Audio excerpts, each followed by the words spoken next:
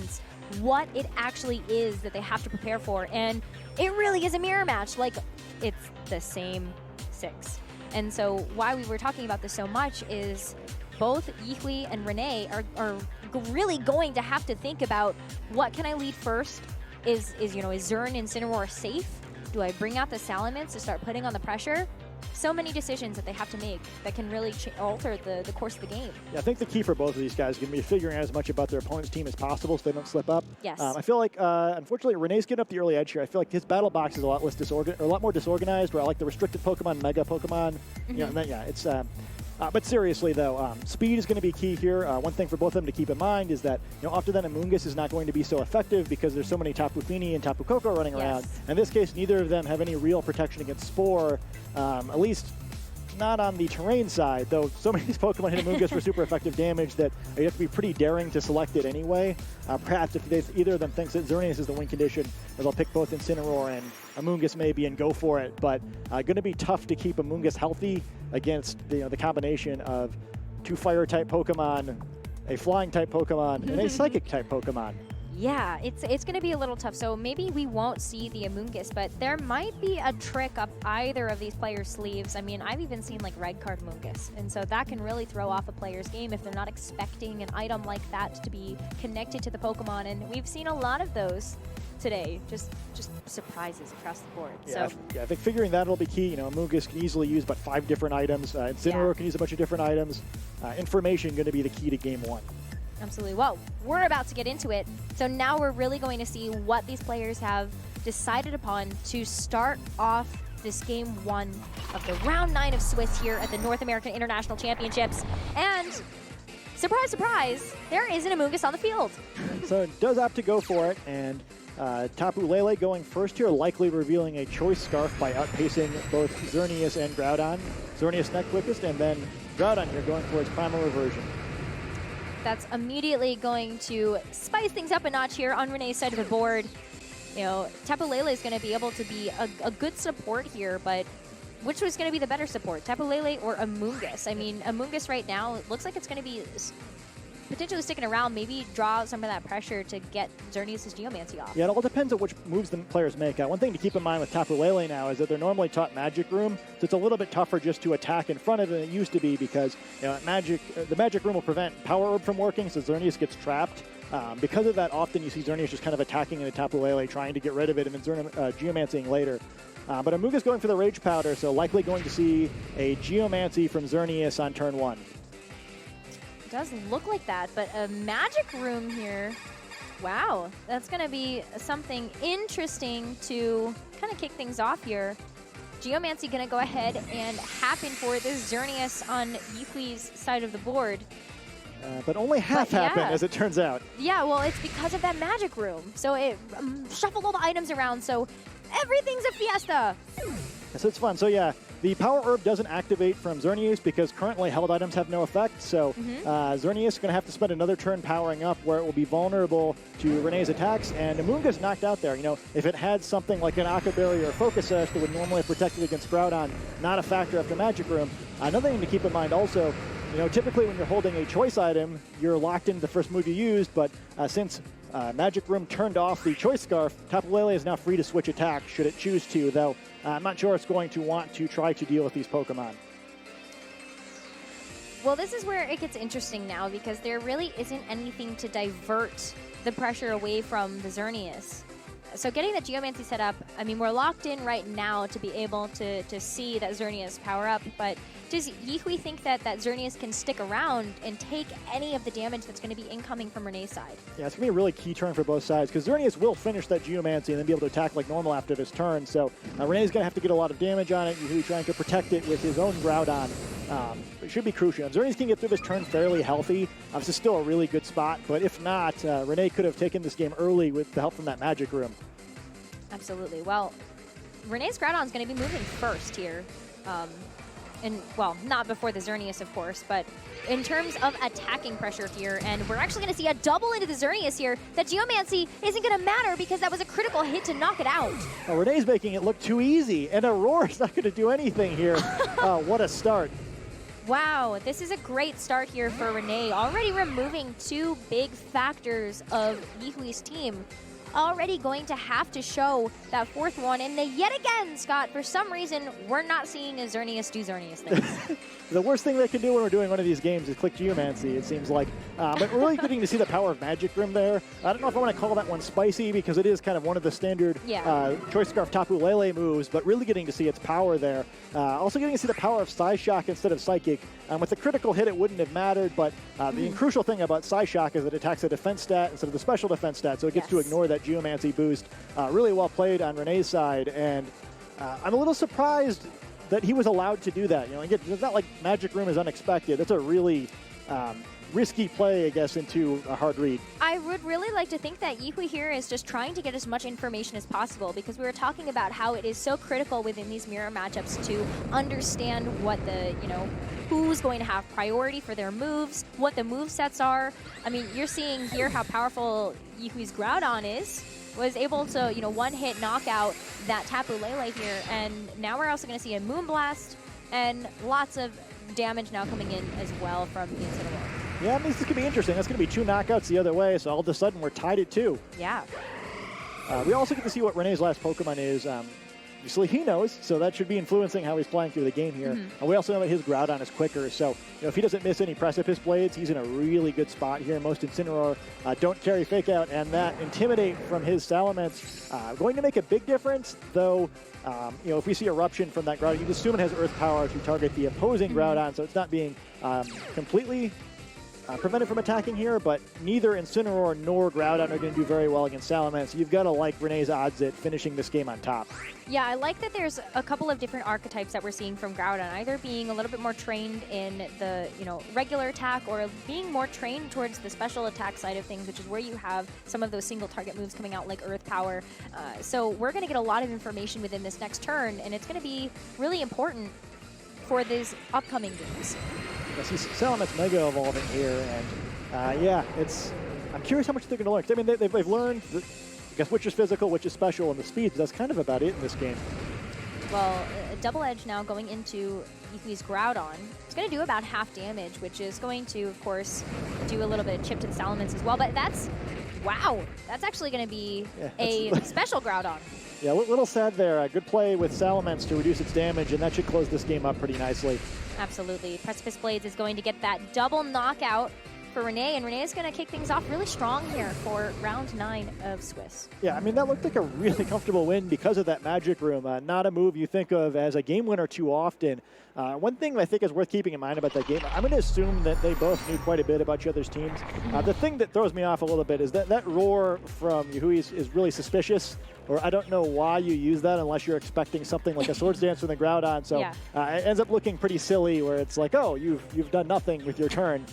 But I'm sure he must have been expecting something, I guess. So in the same note, it's not like he didn't know that Magic Room was probably there. So I think what really happened in that game was both of them knew the common versions of each other's Pokemon, and Rene made the right reads. But anything could happen in these games, since maybe just both sides making a little different decisions, expecting different things from each other, and the game could turn entirely the other way.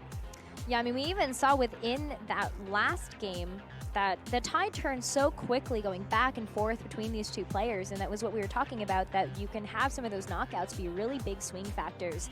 As quickly as Rene was able to get Yihui down to 2 Pokemon, Yihui dished out that same thing back to Rene.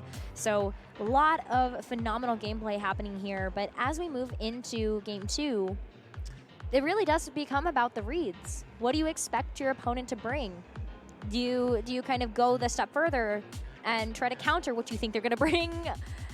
Or if they're countering you, go through that cycle of thought. Yeah, and I think it's important to, like we mentioned before Game 1, to keep in mind what they've learned about each other's team, which, like I said, I don't think it's too much. They know which Groudon's faster. They know one is special. They know one is physical. I think that Double Edge seems like it did a lot of damage, so I'm going to assume that the Salamence is trained a little differently than some of the other ones we see, where perhaps a little bit more physically oriented. But other than that, we didn't really get too much out of the match. I'm curious we'll see Amoonguss again. We kind of talked about it being risky in the pregame of Game 1, and it did not look strong during Game 1, but maybe just playing a little bit differently would allow it to shine. But looking like we're going to see some different leads for Game 2. Absolutely. I mean, it's going to be both Tapu Lele's from both players now on the battlefield, and we've got Groudon, and we have that Mega Salamence that we saw Rene use in that previous game as well. So really interesting that we're going to see both Tapu Lele's on the field here. I can only imagine that both of them might be using something like Magic Word. Yeah, I kind of like the situation better for Yihui's side of the field, just because you don't want to be facing down Tapu Lele with Salamence. If you can avoid it, getting an intimidating Groudon is normally great, but in this case is totally irrelevant because it's already shown us that it doesn't have, or most likely at least, doesn't have any physical attacking moves. And Moonblast is pretty devastating. So Rene probably needs to switch that Salamence out, or at least use Protect. He doesn't have a lot of great options to switch into that other than his own Groudon, who's very dangerous to switch in here. Trading blows is a little bit dangerous, and I guess it gets a little bit safer because we see a switch on this side of the field first. And it's going to be to a Salamence. So interestingly enough, we're going to see a match here from Yihui to be able to match the board state that Rene has started out this game with. Do you think that this is going to be difficult for Yihui to play around, because Rene already has the Salamence out, is going to be able to get the Mega Evolve and start whacking away? Yeah, I guess he's much less scared of this Moonblast potentially coming in than I am, but fires off his own Moonblast, and this should do some massive damage. Ooh. Oh, just barely is going to be able to miss that knockout there. And this Psy Shock that we saw do so much work for Rene before is also barely going to be able to kind of keep both of these Salamences alive. Yeah, kind of an awkward spot there. But the Salamence trained just right, able to survive those hits. But you got to like that trade a lot better if you're Rene. Not only do both of them get to keep their Salamences for now, but more importantly, the tailwind of that side of the field is going to be a big advantage. He still kind of is in an awkward spot with this Tapu Lele, where he's probably going to have to switch something in, but it's fine, right? Maybe even let Salamence get knocked out if you don't think you're going to need tailwind later for the momentum. And he's definitely going to want to make sure he doesn't allow that tailwind to be matched, which should be easy enough. Another solid turn one, and Rene seems like he's just a little bit ahead of Yihui again in this game too. It's tough because, like we talked about before, Yihui had to make switches so early in order to be able to readjust to Rene's strategy. But we are going to be able to see that Mega Salamence back in action here. But Tapu Lele is going to be able to use Psy Shock right into that slot before it can make any moves. They're taking advantage of that tailwind, although I guess the Scarfa didn't need it, and there will be no tailwind for Yihui this game. No, not at all, and might not even be a Tapu Lele. Oh, barely. It is going to hang on there for that one, but that is going to be a sacrifice on Rene's side of the board. So good trades, but I think you're a little bit happier if you are Rene. Yeah, absolutely. Yeah, I guess that's one way to get a free switch. If you're afraid your opponent will knock out Salamence for you, just knock out yourself. But yeah, I mean, that's a great spot. Not only does he get the knockout, but all of that damage on Tapu Lele. He knows his Tapu Lele is going to move before the opponent, and his Groudon will move before the opponent because of the tailwind he has in play. And with a Choice Scarf, that Tapu Lele is not going to be protecting, so he's at least guaranteed damage in that slot, unless he were to target it with an attack and that can miss and to do so. So Rene, for at least another couple of turns, has a big advantage here. And this is a tough spot already. It is going to be a tough spot. Now it's going to be Rene's Groudon that is going to be revealed to Yihui here.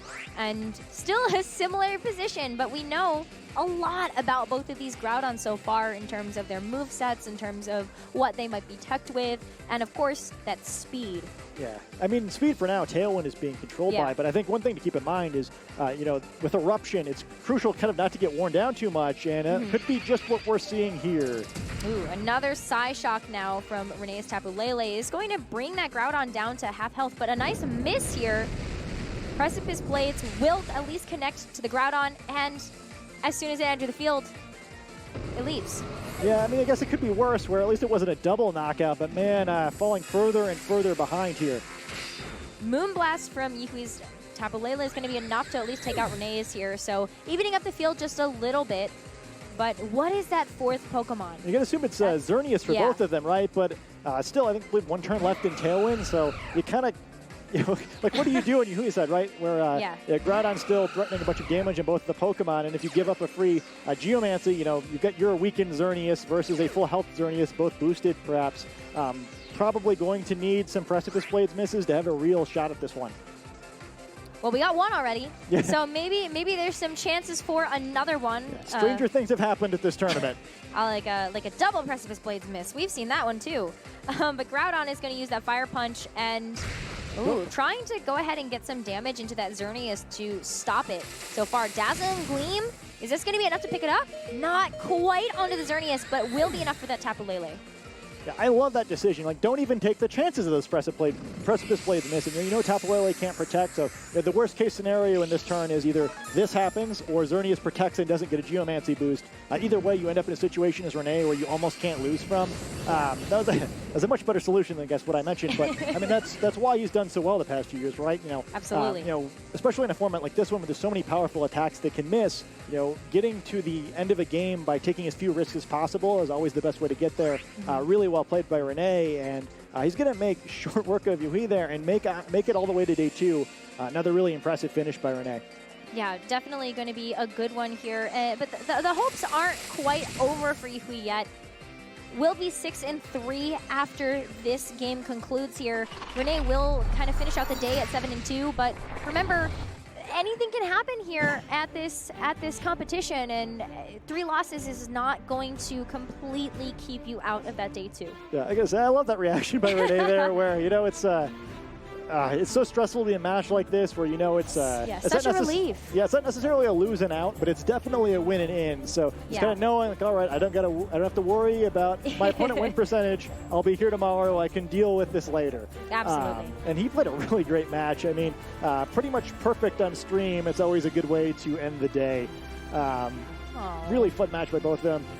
And yeah, like you said, you know, his opponent also not guaranteed to be out yet, where we'll have some players make it through at 6-3, so we'll see what his opponent win percentage looks like. But a very tense moment for him. Rene probably very happy to have avoided that situation. I think so. I mean, the look of relief on Rene's face really says it all about how tense that matchup can be. When we talked about those mind gymnastics that have to happen in order to find success in a mirror match. So really, hats off to Rene. Hats off to all the players that we've gotten a chance to see today. Some incredible stuff has happened. Yeah, I mean, I think to me, there's not too many things that are more impressive than looking really good in the mirror match. Yes. I mean, like, to an extent, like, you know, there's some things you can do to give your team an advantage of that, where maybe you're giving up something in other matchups. But it's like, you know, when you have the same tools as your opponent, you know, it's kind of just like the old-fashioned slugfest, right? Where, you know, you don't have too many tricks. You kind of just have to, like, you know, grind it out. And we didn't see anything, like, excessively silly happen in that series. So I think Rene's probably going to feel pretty good. Usually when a player wins a match like this, it's a sign that they're very well practiced. Yeah. So it could be an indication that, you know, maybe Rene's got a few more matches on stream in him left in this tournament.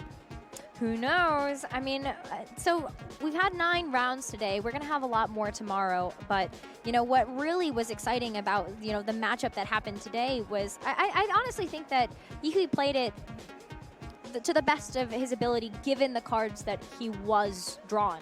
I mean, it's really tough when you are put in that position of noticing right off the bat that you're not favored in those first pairs. So yeah, I mean, that's one of the tough things about a matchup. But yeah, right? it's like, you know, we say a lot that turn 0 team preview is the most important turn in the game. I think in a mirror match, that's more true than ever. Yeah. It's so tough to come back, especially in these Xerneas matchups when you have a rough turn 1 where you can't risk just letting Xerneas set up for free, so it kind of causes you to lead certain Pokemon sometimes, and then maybe you just fall behind in a different way. And I don't know if either of them has too much to be upset about here. Obviously, there's not much more emotional in Pokemon than those 6-2 matches where you really want to make it into day 2. The tension is very high, but both these players have had really good seasons too. You know, I'm sure we'll see both of them playing in DC, regardless of how this weekend standings work out. But yeah, I mean, you can't win every match, right? You can't win every match, but you can give yourself as many chances as possible to see what the rest of the competitive field is running. So that's what I love about those internationals, is that you have that chance to play against some of those players that you might not get to if you're just doing local regionals. Yeah, I mean, these are 2 very big name players. You know, between the 2 of them, I believe there are literally